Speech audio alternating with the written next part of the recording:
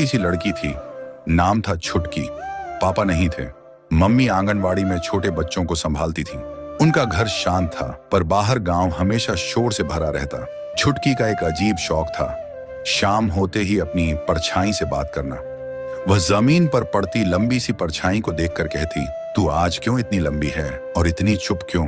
और फिर हंसती, जैसे परछाई उसकी सबसे अच्छी दोस्त हो। वह हर दिन अपनी परछाई से बात करती और हंसती रहती। एक दिन गांव के बाहर कुछ अजीब हुआ।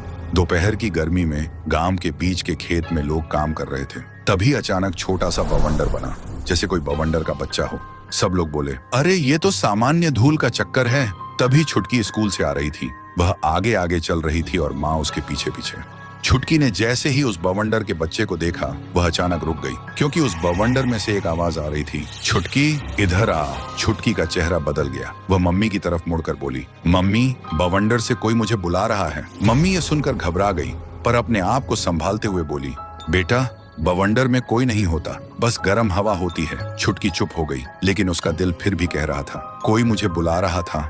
फिर रात में गांव में 5 से 6 जगह छोटे बवंडर एक साथ घूम रहे थे। लोग दूर खड़े डर से कांप रहे थे, पर छुटकी जैसे उन बवंडरों की तरफ खींची जा रही थी। उसे जरा भी डर नहीं लग रहा था, क्योंकि उसे बवंडर के अंदर से बिल्कुल साफ आवाज सुनाई दे रही थी, मुझे घर चाहिए, मुझे साथ चाहिए। मम्मी ने देखा, छुटकी को अभी भी बवंडर के अंदर से आवाज सुनाई दे रही है। वह डर के मारे उसे तुरंत घर के अंदर ले आई। उस रात मम्मी ने छुटकी को अपने बिल्कुल पास सुलाया, जैसे अंधेरा उसे कभी भी ले जाएगा। फिर सुबह सबसे बड़ा कांड हुआ। गांव की नर्स का बेटा गायब, खेत में जाने वाले 3 बच्चे गायब। पूरा गांव घबराया हुआ था। हर जगह लोगों ने खोजबीन की, लेकिन वह लोग कहीं नहीं मिले। फिर गांव के एक बुजुर्ग ने कहा, 10 साल पहले भी हुआ था ये एक बार।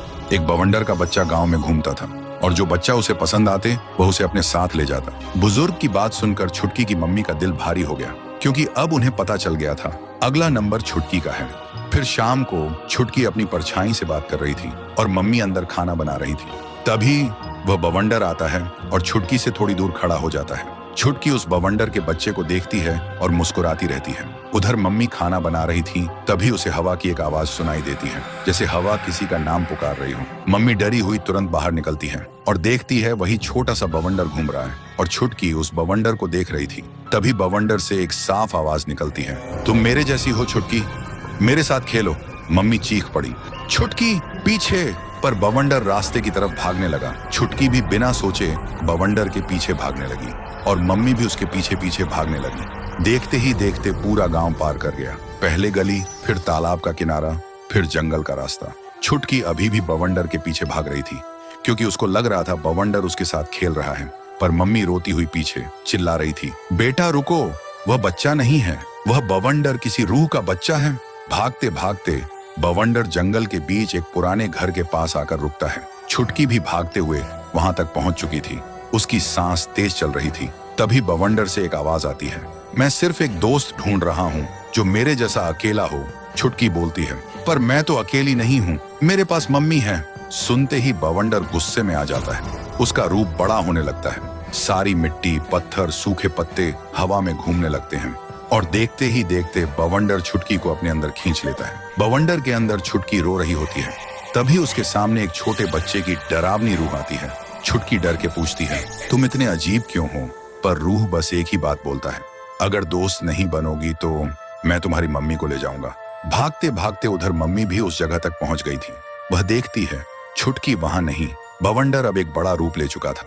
मम्मी जमीन पर गिर पड़ी और रोने लगी, क्योंकि उन्हें समझ में आ गया था बवंडर ने छुटकी को निगल लिया है। तभी उन्हें बवंडर के अंदर से छुटकी की रोने की आवाज सुनाई देती है। मम्मी बिना डरे आंसू टपकते हुए सीधा बवंडर के अंदर घुस जाती है।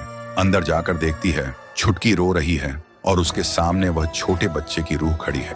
मम्मी गुस्से से रूह पर चिल्लाती है, तुम क्यों मेरी बेटी को लेना चाहते हो? उसने क्या बिगाड़ा है तुम्हारा? रूह अपनी नम आंखों से धीरे से बोलता है, 25 साल पहले मैं इसी जंगल में मम्मी पापा के साथ रहता था, पर मैं हमेशा अकेला था, क्योंकि कोई मेरे साथ दोस्ती नहीं करता था।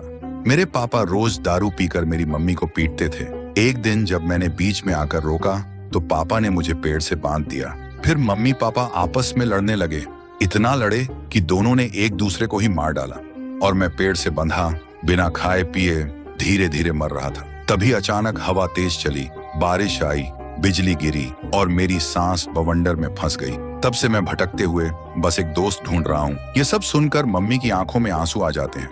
वह हाथ जोड़कर रूह से कहती है, तू गलत नहीं है बेटा, तेरे साथ गलत हुआ, लेकिन तू जो अभी बच्चों को ले जा रहा है वह गलत है। ऐसे दोस्त नहीं बनते बेटा, दोस्त दिल से बनते हैं, दर्द से नहीं। तू चाहे तो हम तेरे लिए दिया जलाएंगे ताकि तू अगले जन्म में मेरा बेटा बनकर जन्म ले पाए। छुटकी भी रोते हुए बोलती है, हाँ भैया, मैं भी दिया जलाऊंगी ताकि तुम अगले जन्म में मेरे भाई बनकर आ पाओ। रूह थोड़ी देर के लिए रुक गई। बवंडर धीरे धीरे कम होने लगा। छुटकी मम्मी से बोली, मम्मा मुझे घर ले चलो। रूह की आवाज पिघल गई, मुझे भी आपका बेटा बनना है माँ। और बवंडर एक ही पल में हवा में घुल गया। तब से गांव शांत हो गया। कभी और बवंडर दिखाई नहीं दिया और कभी भी कोई बच्चा गांव से गायब नहीं हुआ। मम्मी और छुटकी शाम होते ही एक एक दिया जलाते हैं और हाथ जोड़कर धीरे से बोलते, अगले जन्म में मेरा बेटा बनकर आना।